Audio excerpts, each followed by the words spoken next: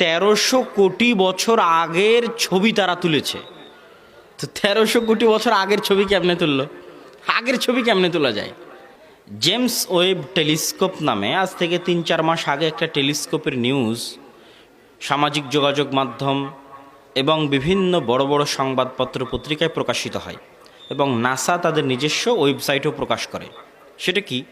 সেটা হচ্ছে 1300 কোটি বছর আগের ছবি তারা তুলেছে। তারা মহাকাশে গিয়ে কিছু কিছু গ্রহের কত বছর আগের ছবি তুলেছে? কত কোটি বছর আগের? 1300 কোটি বছর আগের ছবি কেমনে তুললো? আগের ছবি কেমনে তোলা যায়? তো এই নিউজটা দেখার পরে আমারও মনের মধ্যে প্রশ্ন জেগেছিল যে আসলে আগের ছবি কেমনে তোলা সম্ভব। এবং তখনই আমি আসলে বিষয়টা জানতে পারি। সেটা হচ্ছে, আমরা যা কিছু দেখছি এটা কিন্তু মূলত আমাদের চোখে রিফ্লেক্ট।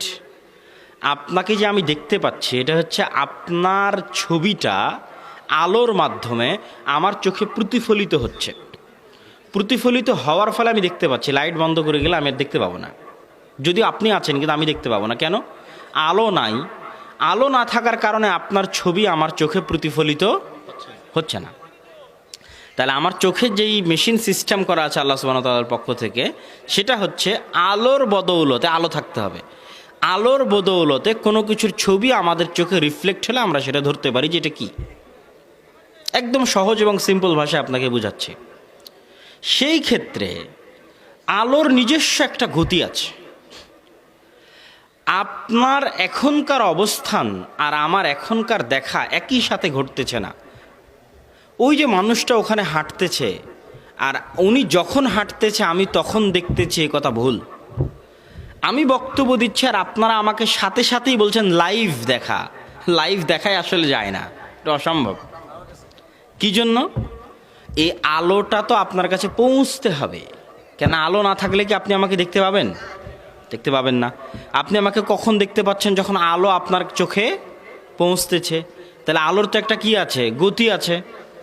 কিন্তু আলোর গতি এত বেশি যে দেরিটা আপনি বুঝতে পারেন না। দেরিটা কি হওয়া যায় না? বোঝা যায় না, মনে হয় সাথে সাথে, কিন্তু না। এই আলোটা আমি যে বক্তব্য দিচ্ছি, আপনারা যে আমাকে দেখছেন, এই আলোটা যত দেরিতে আপনাদের কাছে পৌঁছতেছে আপনারা আসলে তত দেরিতে আমাকে দেখছেন। এটাই বাস্তবতা। আলোর গতি কতখানি? আলো প্রতি সেকেন্ডে 3 লক্ষ কিলোমিটার গতিতে চলে। প্রতি সেকেন্ডে 3 লক্ষ কিলোমিটার। তাহলে প্রতি মিনিটে কত? প্রতি ঘন্টায় কত?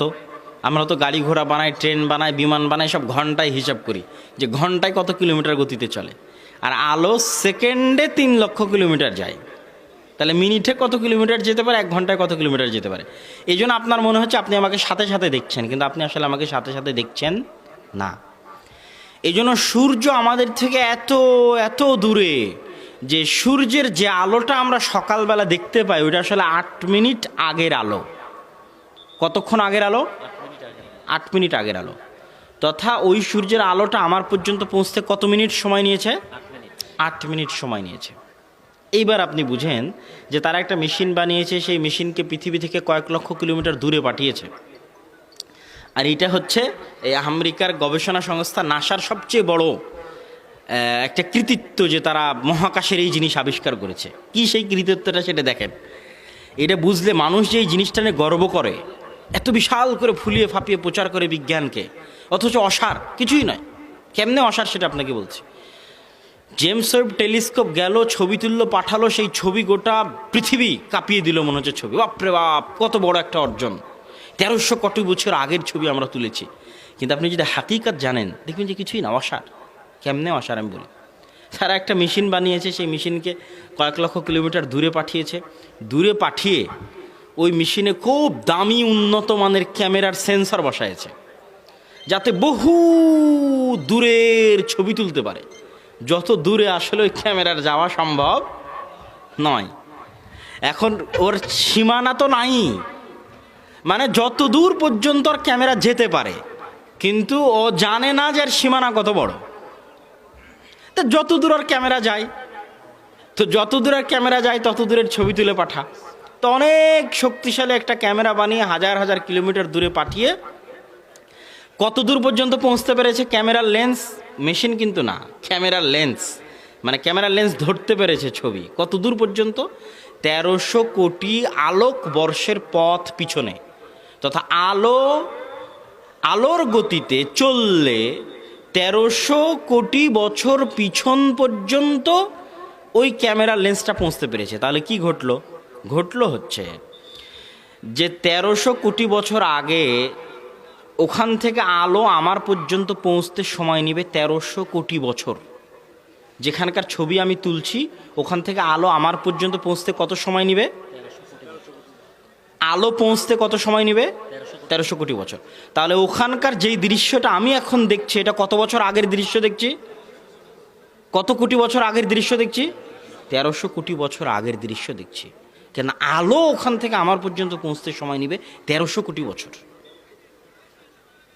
তাহলে ও ক্যামেরা দিয়ে ওটার অতদূর পর্যন্ত ছবি পৌঁছতে পেরেছে, আর যন্ত্র যেতে 1300 কোটি আলোকবর্ষ লাগবে। আর মানুষ আলোর গতিতে এখন পর্যন্ত পৃথিবীতে কিছু সৃষ্টি করতে পারেনি। তাহলে ওই পর্যন্ত যে বন্ধুর ক্যামেরা গেছে অদ্দূর আর মেশিনের যেতে সময় লাগবে আলোর গতিতে চললে 1300 কোটি বছর। তারপরে কি আছে ও জানে না, ক্যামেরা আলোও জানে না, যারা গবেষণা করছে তারাও জানে না। মানিল্লাহ, আল্লাহ কে? আল্লাহ সুবহানাহু ওয়া তাআলা কি? আল্লাহ সুবহানাহু তাআলার পরিচয়, বৈশিষ্ট্য আমরা কি জানি আল্লাহ সম্পর্কে? আমরা কি বুঝি আল্লাহ সুবহানাহু তাআলাকে? আল্লাহ সুবহানাহু তাআলাকে জানতে এবং বুঝতে হলে আল্লাহ সুবহানাহু তাআলার নাম এবং গুণাবলী সম্পর্কে আমাদের জানতে এবং বুঝতে হবে। আল্লাহ সুবহানাহু তাআলার কয়টা নাম? আল্লাহ সুবহানাহু তাআলার অসংখ্য নাম। কয়টা নাম? অসংখ্য এবং অগণিত। তার মধ্যে আমি এবং আপনি জানি কয়টা? 99টা। আমি এবং আপনি জানি 99টা। আল্লাহ সুবহানাহু তাআলার অসংখ্য নাম, এটার দলিল আল্লাহ সুবহানাহু তাআলার অসংখ্য নাম, এটার দলিল হাদিসের মধ্যেই আছে। এবং মুহাম্মদ সাল্লাল্লাহু আলাইহি ওয়াসাল্লাম যেই দিন কিয়ামতের মাঠে বিচারের জন্য আল্লাহর দরবারে সিজদায় অবনত হবেন, সেই দিন তার সামনে আল্লাহর অসংখ্য অগণিত নাম উন্মোচিত হবে। ওয়ালিল্লাহিল আসমাউল হুসনা ফাদউহু বিহা। আল্লাহ সুবহানাহু তাআলা রয়েছে অসংখ্য অগণিত নাম, অসংখ্য অগণিত সুন্দর নাম, অতএব তোমরা আল্লাহকে সেই সুন্দর নাম দিয়ে ডাকো। আন আবি হুরায়রা রাদিয়াল্লাহু তাআলা আনহু আন্নাহু قال رسول الله صلى الله عليه وسلم إن لله 99 أسماء। নিশ্চয় আল্লাহ সুবহানাহু তাআলা রয়েছে 99টি নাম। মান আহসাহা দাখালাল জান্নাহ। কেউ যদি আল্লাহ সুবহানাহু তাআলার 99টি নাম আয়ত্ত করে নিতে পারে, দাখালাল জান্নাহ, সে জান্নাতে প্রবেশ করে যাবে। আল্লাহু আকবার। শুধু 99টা নাম আয়ত্ত করলে সরাসরি জান্নাতের ঘোষণা দেওয়া হয়েছে। এখানে কিন্তু বলা হয়নি মান হাফিজা, যে 99টা নাম মুখস্থ করবে। আয়ত্ত করবে। আয়ত্ত করা মানে কি? ওই নামগুলো সম্পর্কে জানা, নামগুলোকে হৃদয়ঙ্গম করা, নামগুলোকে ফিল করা, নামগুলোকে আন্ডারস্ট্যান্ড করা, নামগুলোকে বুঝার চেষ্টা করা, নামগুলোর উপর ইবাদত করা, নামগুলোকে ব্যবহার করা, নামগুলোর জিকির করা, এভরিথিং সব মিলে হচ্ছে আয়ত্ত করা। মান আহসাহা দাখালাল জান্নাহ, যে নামগুলোকে আয়ত্ত করবে সে জান্নাতে চলে যাবে। তো আল্লাহ সুবহানাহু তাআলার এই নাম এবং গুণাবলী জানার আগে আল্লাহ সুবহানাহু তাআলার জাত সম্পর্কে সংক্ষিপ্ত কিছু কথা বলে আমরা আল্লাহর নাম এবং গুণাবলীর দিকে প্রবেশ করব। আল্লাহ সুবহানাহু তাআলার জাত মানে সত্তা। আল্লাহ সুবহানাহু তাআলা কোথায়? তাহলে এটা আল্লাহ সুবহানাহু তাআলার সত্তাগত আমাদের জ্ঞান, যে আল্লাহ সুবহানাহু ওয়া তাআলার সত্তা কোথায়, এই বিষয়ে আমাদের জ্ঞান হচ্ছে আল্লাহ সুবহানাহু ওয়া তাআলা কোথায়? আরশের উপরে। কোথায়? আরশ কোথায়? আচ্ছা, আল্লাহ সুবহানাহু ওয়া তাআলার সত্তা সম্পর্কে এই ছোট্ট জ্ঞান, যে আইনাল্লাহ, আল্লাহ কোথায়, এই ছোট্ট জ্ঞান আমাকে এবং আপনাকে আল্লাহ সুবহানাহু ওয়া তাআলা সম্পর্কে অনেক কিছু জানাবে, অনেক কিছু বুঝাবে, অনেক কিছু জানতে এবং বুঝতে সহযোগিতা করবে। আমরা যেই পৃথিবীতে অবস্থান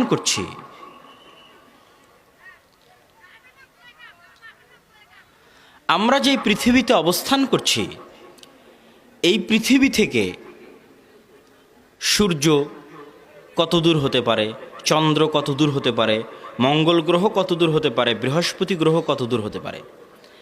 এবং এই সূর্য, চন্দ্র, মঙ্গল, বৃহস্পতি এগুলো কি এক একটি আকাশ, না এগুলো কি, বা এগুলো কিসের অন্তর্ভুক্ত, এবং কিভাবে আমরা আমাদের অবস্থান, এবং কিভাবে আমরা বুঝবো আইন আল্লাহ, আল্লাহ সুবহানাহু ওয়া তাআলা কোথায় আছে।